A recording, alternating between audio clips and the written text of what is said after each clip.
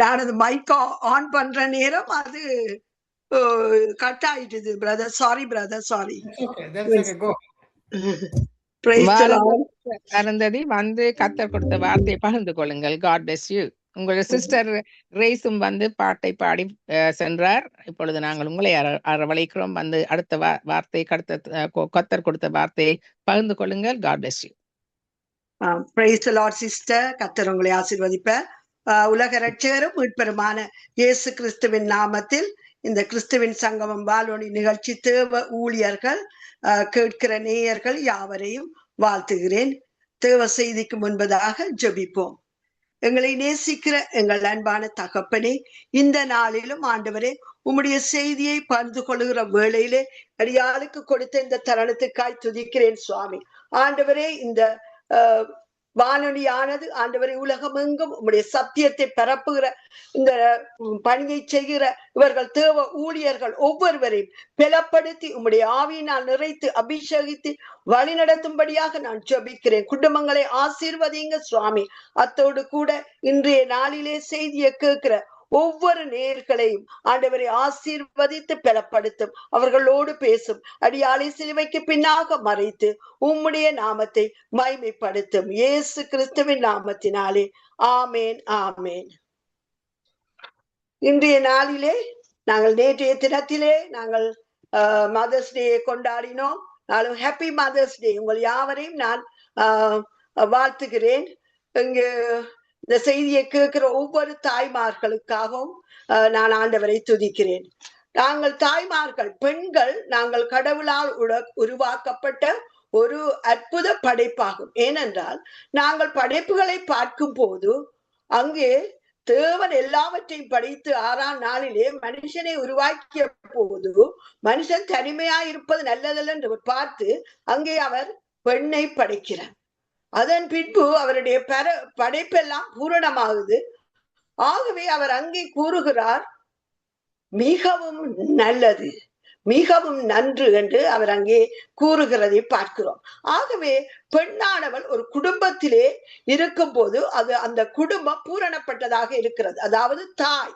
அதே போல படைப்பிலே கூட தேவன் அங்கே பெண்களைத்தான் அதிகமாக வேத ஆகமத்திலே முக்கியத்துவப்படுத்துற பல நிகழ்ச்சிகளை நாங்கள் பார்க்கிறோம்.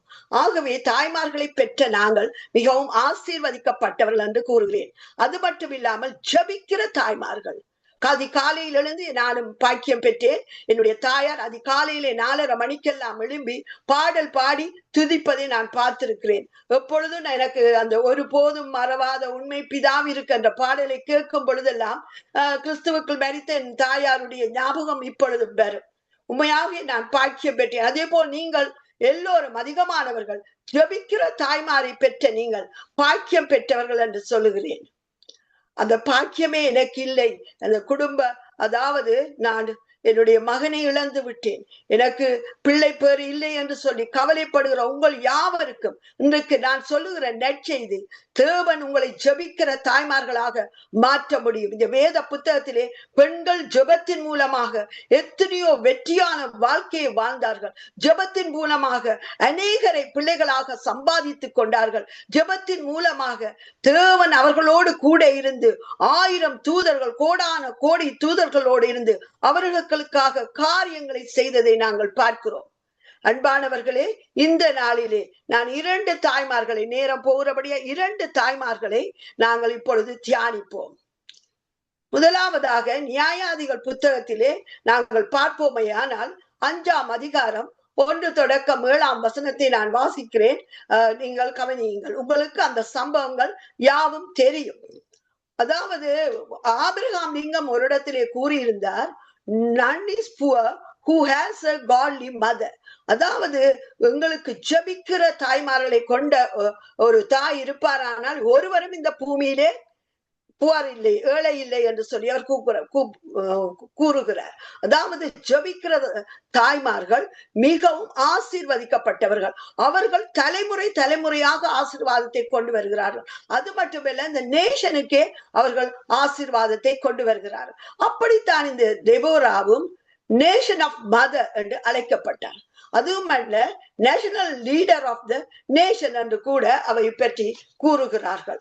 அவ 5ஆம் அதிகாரம் 1 தொடக்கம் 7ஆம் வசனத்திலே அவள் கூறுகிறாள், தெபோராவாகிய நான் தாயாக எழும்பும் அளவும் கிராமங்கள் பாழாய் போயின.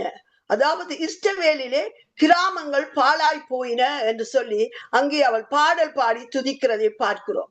நாங்கள் முந்தைய சம்பவத்தை பார்ப்போமானால் மோசே காலத்திலிருந்து யோசுவாவின் காலத்தில் அவர்கள் மரித்த பிற்பாடு அங்கே 2ஆம் அதிகாரம் 10ஆம் வசனத்தை வாசிப்போமானால் நியாயாதிபதிகளிலே கர்த்தரையும் அவர் இஸ்ரவேலுக்கு செய்த கிரியைகளையும் அறியாத வேறு ஒரு சந்ததி அவர்களுக்கு பின்னெழும்பிற்று. தொடர்ந்து வாசிப்போமானால் கர்த்தர் நியாயாதிகளை எழும்ப பண்ணி அவர்கள் எதிரியை, அதாவது எதிரிகளுக்கு கைகளுக்கு நீங்களாக்கி இந்த இஸ்ரவேலரை ரட்சிப்பதை பார்க்கிறோம். அவர்கள் பின்மாற்றம் அடைந்து, அதாவது அஸ்திரோத்துக்களையும் பாகால்களையும் வழங்கி தேவனுடைய கோபாக்கினை பெற்ற ஜனங்களாய் இருந்தார்கள். ஆனாலும் மறுபடியும் மனம் திரும்பி அவர்கள் எத்தனையோ தடவை அவர்கள் ஆபத்திலே தேவனை நோக்கி கூப்பிட்ட போது இரக்கமுள்ள தேவன் நியாயாதிபதிகளை எழுப்பி அங்கே ரட்சிக்கிறதை பார்க்கிறோம். இப்படிப்பட்ட காலகட்டத்திலேதான் தேவன் ஒரு பெண்ணை எழுப்புகிறார். அதற்கு முன்பதாக ஒத்னியேல், காலேபின் தம்பியின் குமாரனாகிய ஒத்னியேல், பென்ஜமீன், சம்கார், ஏகூத் என்றவர்கள் நியாயாதிபதியாக இருந்ததை இந்த சம்பவத்தை நாங்கள் வாசிக்கலாம். ஆகவே இவர்கள் பாகாலையும் அஸ்ரோத்திரங்களையும் வணங்கி தேவனுக்கு விரோதமான அருவருப்பான காரியங்களை செய்து தன் மனதின்படி அவர்கள் வாழ்ந்ததினால் இஸ்ரவேல் பாவம் செய்த போது அவர் என்ன செய்தார்? தேவன் கானானிய ராஜாவாகிய யாபின் கையிலே விட்டு போட்டார். அவர்களுடைய சேனாதிபதி சிசரா என்ன செய்கிறான்? இஸ்ரவேல் புத்திரரை மிகவும் ஒடுக்கினான் என்று நாங்கள் வாசிக்கிறோம். அவன் அந்த மிகவும் ஒடுக்கிய காலத்திலே அவர்கள் கர்த்தரை நோக்கி முறையிட்டார்கள். இந்த வேளையிலேதான் கர்த்தர் தெபோராளை எழுப்புகிறார். இந்த தெபோராள் எப்படிப்பட்டவள் என்று பார்ப்போமானால் இவ ஒரு தீர்க்கதரிசி. அது மட்டுமல்ல ஒரு மனைவி, அது மட்டுமல்ல அவ தாய், நியாயாதிபதி. அந்த நாட்களிலே தீர்க்கதரிசிகள் பெண்கள் பழைய ஏற்பாட்டு காலத்திலே வெரி ஃபியூ, கொஞ்சமாகத்தான் இருந்தார்கள், எண்ணிக்கைக்குரியவர்கள். அதுல மிரியாமை பார்க்கலாம், புல்ஸ்தான் என்ற தீர்க்கதரிசியை பார்க்கலாம், ஏசாயன் மனைவியை பார்க்கலாம். இவ்விதமாக பழைய ஏற்பாட்டிலே தீர்க்கதரிசிகள் இருந்தார்கள்.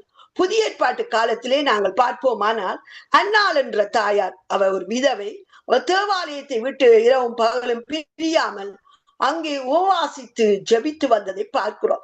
இயேசுடைய காணும்படியாக அவருடைய விசிட்டை அனுபவிக்கும்படியாக அந்த தீர்க்கதரிசி அந்த தேவாலயத்திலே காத்திருந்ததை பார்க்கிறோம். அதே போல பிலிப்புவின் பிள்ளைகள் 4 பேரும் தீர்க்கதரிசிகளாக இருக்கிறதை நாங்கள் பார்க்கிறோம்.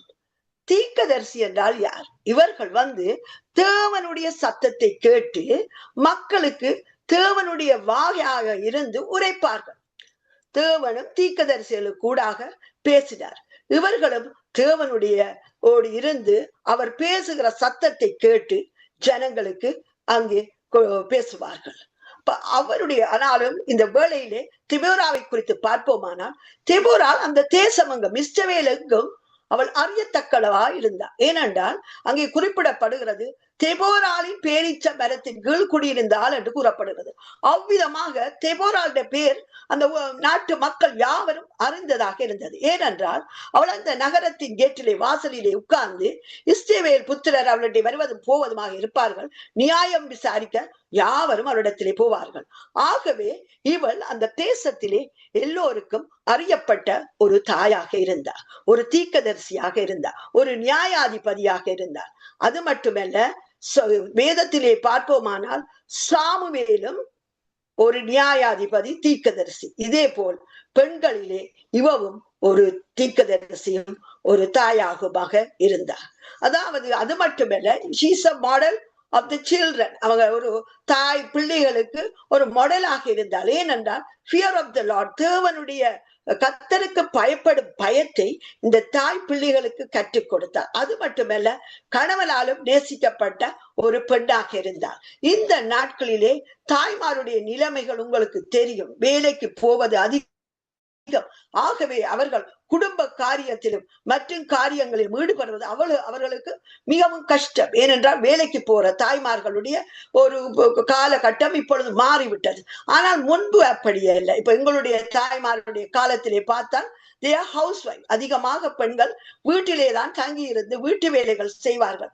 ஆகவே அவர்கள் பிள்ளைகளோடு டைம் ஸ்பெண்ட் பண்ணி they teach their children, கடவுளை பற்றி அங்கே அவர்கள் கூறி கற்றுக் கொடுப்பார்கள்.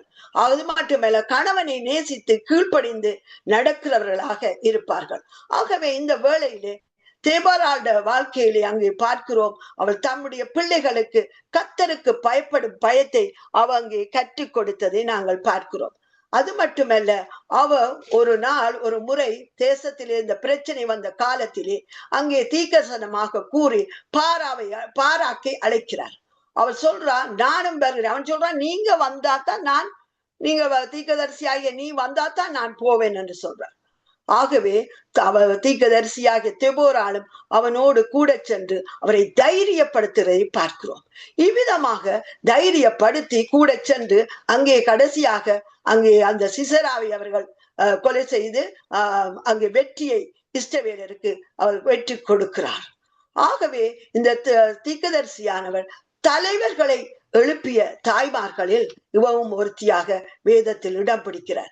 இந்த செய்தியை கேட்கிற நீங்கள் ஜெபிக்கிறவர்களாயிருப்பீர்களானால், எப்படி அந்த தாய் ஒரு தீர்க்கதரிசியாகவும் நியாயாதிபதியாகவும் தலைவர்களை ஏற்படுத்துகிற ஒரு தாயாகவும் இருந்தாவோ, அதே போல நீங்களும் உங்களுடைய பிள்ளைகளை பாடசாலையிலும் உங்கள் குடும்பத்திலும் உங்களுடைய இனத்தவர் மத்தியிலும் சபையிலும் தலைவர்களாக உருவாக்கக்கூடிய கிருபையையும் பரிசுத்த ஆவியின் வல்லமையும் அவர் உங்களுக்கு தந்து நிரப்புவார் என்பதில் ஐயமில்லை. இந்த தெபோராவின் வாழ்க்கை மூலமாக நாங்கள் கற்றுக்கொள்ள முடியும். ஆகவே அன்பானவர்களே, நீங்கள் கேட்கிற தாய்மார்களாகிய நீங்கள் கவலைப்படாமல் உங்கள் பாரங்களை எல்லாம் கர்த்தருடைய கரத்திலே ஒப்புவித்து இந்த தெபோராவை போல தைரியமாய் விசுவாசத்தோடு தேவனுடைய காரியங்களிலே ஈடுபடும் பொழுது கர்த்தர் உங்களுக்காக யுத்தம் பண்ணுவார். கர்த்தர் உங்களுக்காக யுத்தம் பண்ணி வெற்றியை எடுத்து கொடுப்பார் என்பதுதான் நான் கூறக்கூடிய அதிமுக்கிய ஒரு செய்தியாக இருக்கிறது.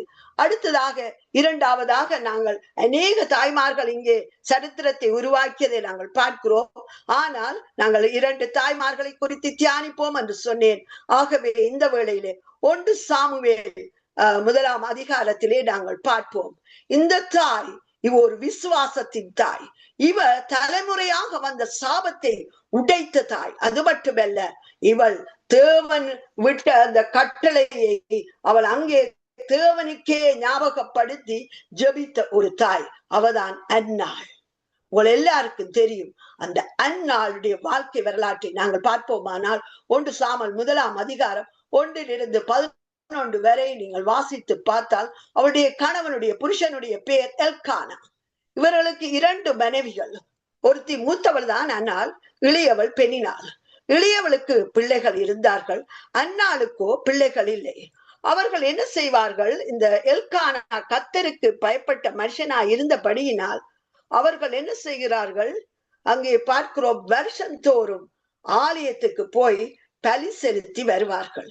அது மட்டுமல்ல, அவளை அவளுடைய சக்கரத்தை ஒரே துக்கப்படுத்துவாளாம்.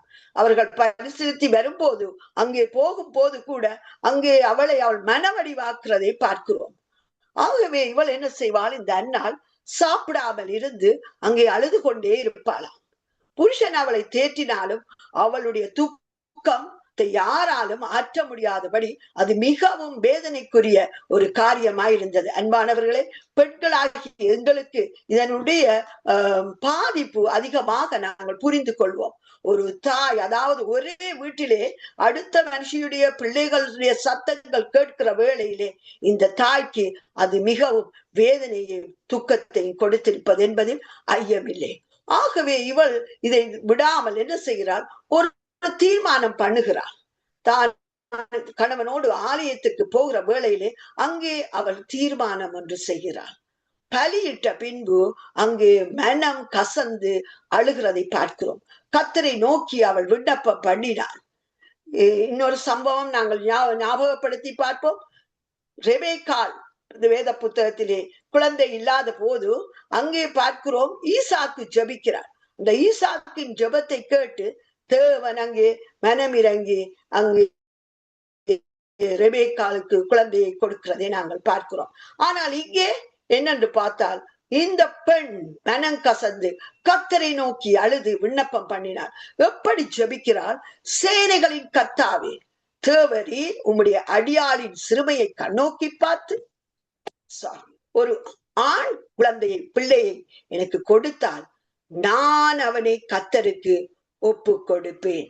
தலையின் மேல் சவரன் கத்தி படுவதில்லை என்று பொருத்தனை பண்ணி அவள் ஜெபிக்கிறதை பார்க்கிறோம்.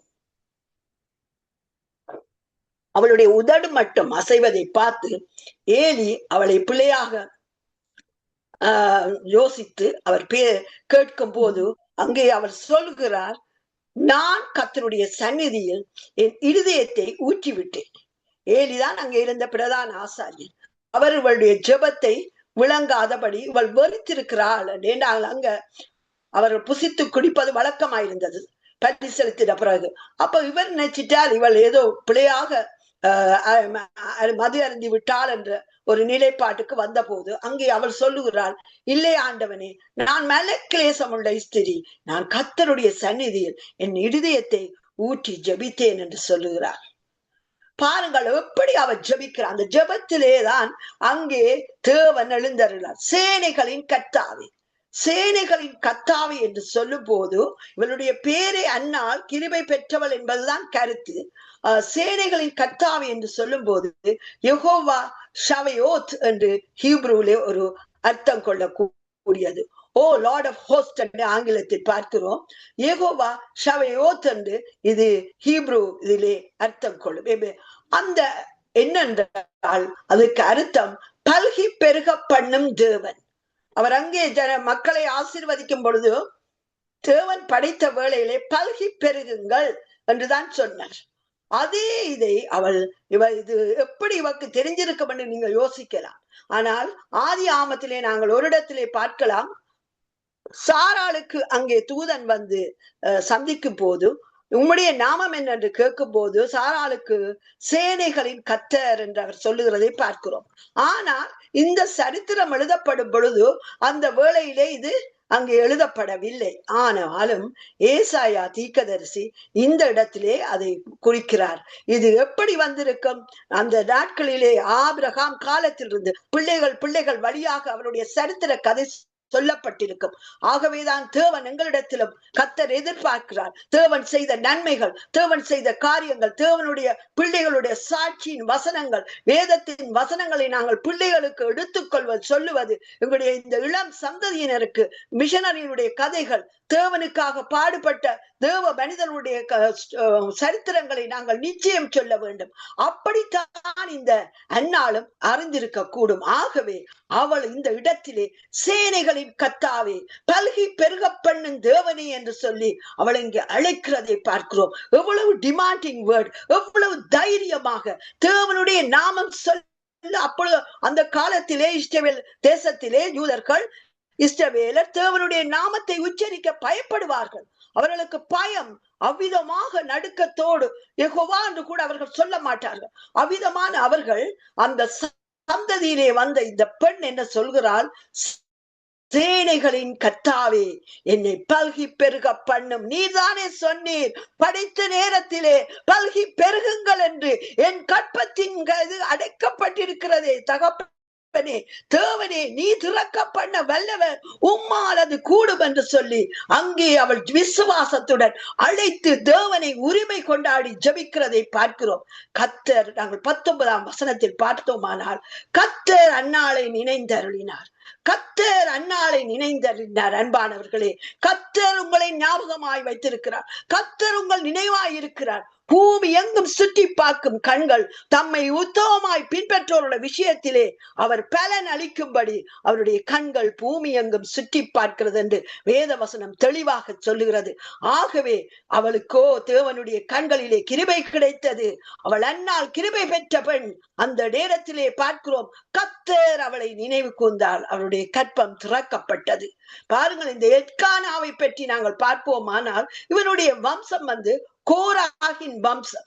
கோராகு உங்களுக்கு தெரியும், மோசேக்கு எதிராக 8ஆம் 16ஆம் அதிகாரத்திலே நீங்கள் வாசித்து பார்த்தால் புரிந்து கொள்வீர்கள். மோசேக்கு ஆரோனுக்கு எதிராக எழும்பிய கூட்டம் தான் கோராகின் வம்சம்.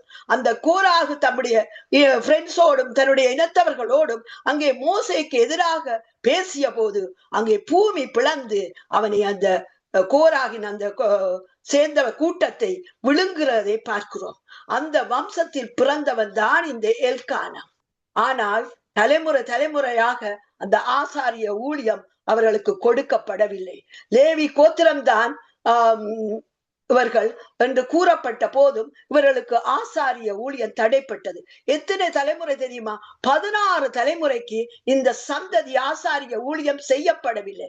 ஆனால் அந்நாள் விசுவாசத்தோடு ஜெபித்த ஜெபம் இந்த தலைமுறை சாபத்தை உடைக்கிறதை பார்க்கிறோம். அன்பானவர்களே, உங்களுடைய ஜெபம், உங்களுடைய தேவனை நீங்கள் நினைப்பூட்டி ஜெபிக்கிற ஜெபங்கள், வாக்குத்தத்தங்களை சொல்லி ஜெபிக்கிற ஜெபங்கள் உங்கள் பரம்பரையில் இருக்கிற சாபங்களை உடைக்க வல்லமையுடையது என்று நான் கூறுகிறேன். அந்த ஆயுதத்தை தான் உங்கள் கையில் நீங்கள் வைத்திருக்கிறீர்கள். உங்கள் துக்கத்தை விட்டு எழுந்தருளி தேவன் தேடி அந்நாள் பலியிட்டு செல்வது போல ஆலயத்துக்கு சென்று மறக்காமல். இன்றைக்கு எத்தனை தடவைகள் நாங்கள் ஆலயம் போகாமல் இருக்கிறோம்? ஏதோ காரணங்கள் சொல்லுகிறோம், வியாதி என்று கூறுகிறோம், வேலை என்று கூறுகிறோம், ஐ ஆம் பிஸி என்று சொல்லுகிறோம். ஆனால் அங்கே அந்நாள் தீர்மானம் பண்ணி வருஷம் தோறும் அங்கே அவள் குடும்பத்தோடு ஆராதிக்க செல்கிறாள். ஆராதனை அவள் விடவில்லை. அதன் நிமித்தமாக தேவன் அதை பார்த்து அவளுடைய ஜெபத்தை கேட்டு அன்று அந்த கற்பம் திறக்கப்படுகிறது. 16வது தலைமுறை அங்கே உடைக்கப்படுகிறது. அந்த வேளையிலே தேவன் அவளுடைய சத்தத்தை கேட்டு அங்கே ஒரு பிள்ளையை கொடுத்தார் என்பதை பார்க்கிறோம். பின்பு நீங்கள் பார்த்தீங்கன்றால் அவள் ஏரிடத்திலே கொண்டு வந்து அந்த பிள்ளைக்காக கூட்டிக் கொண்டு வருகிறான். இந்த பிள்ளைக்காக நான் விண்ணப்பம் பண்ணினேன், நான் என்னுடைய சத்தத்தை என் தேவன் கேட்டார், என் விண்ணப்பத்தின் படி எனக்கு கட்டளையிட்டார் என்று சொல்லி போல்டாக அங்கே அந்த இடத்திலே வந்து அவள் சொல்லுகிறாள்.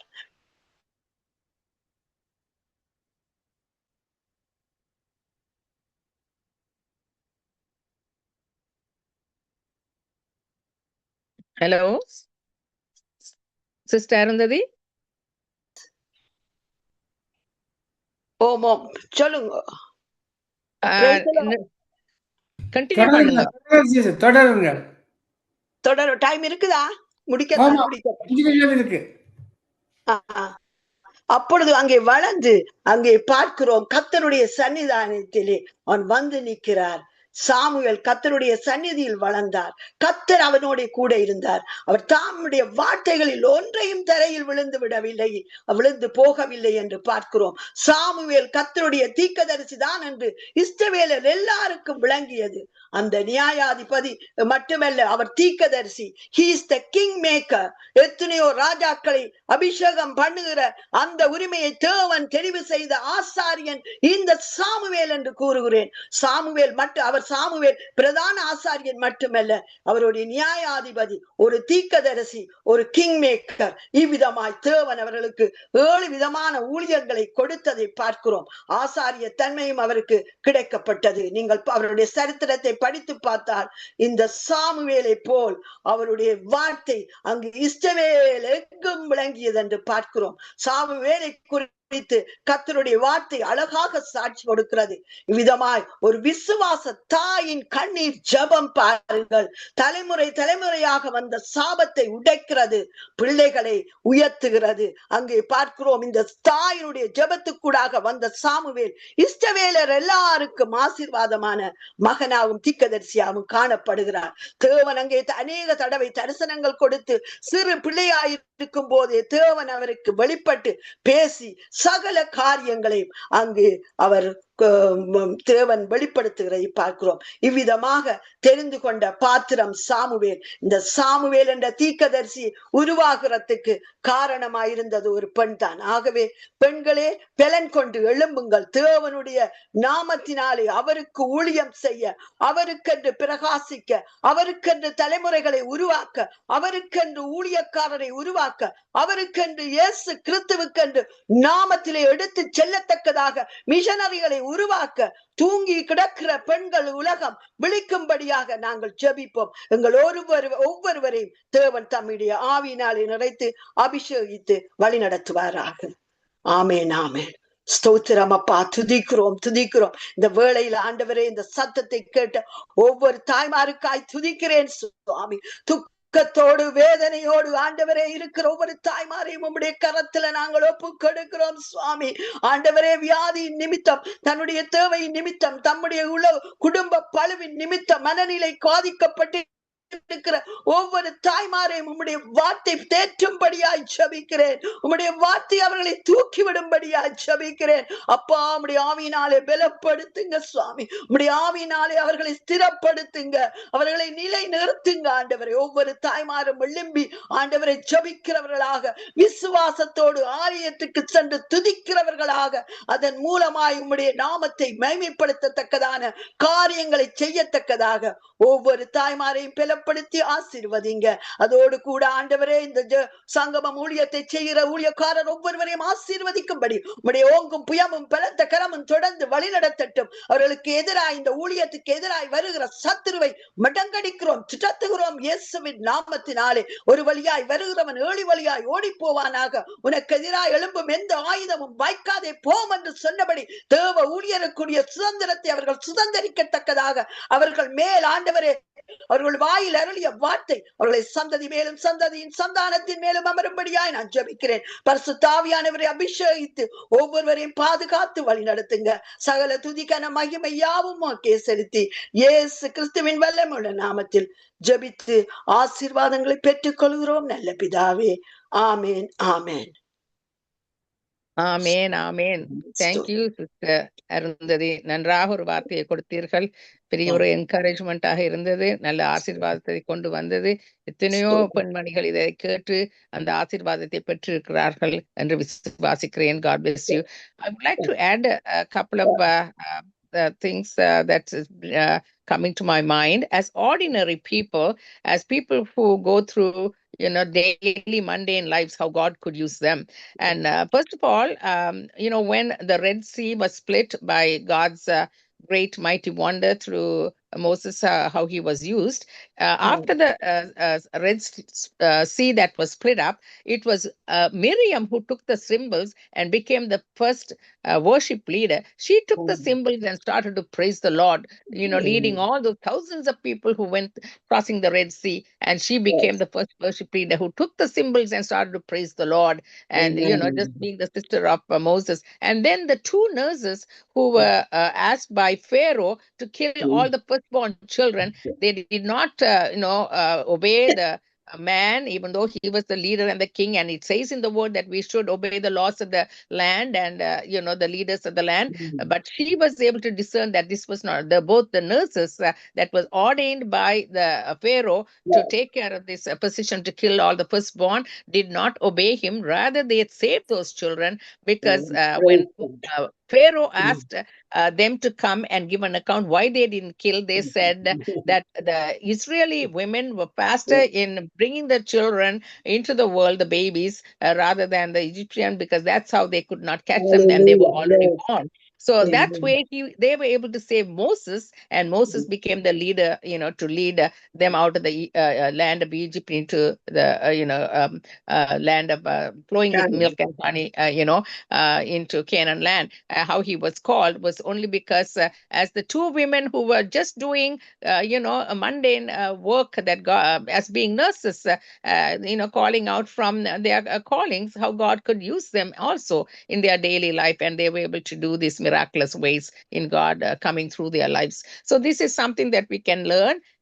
from models, how God has shown us as the examples. Thank you for that wonderful word that you brought forth through these 2 wonderful women of God, Deborah and Hannah. and also there were Esther, Deborah, Ruth, Hannah. All of these people were all used in the kingdom with the examples we can use. Thank you, sister. God bless you. God bless you. God bless you too. Thank you. Amen.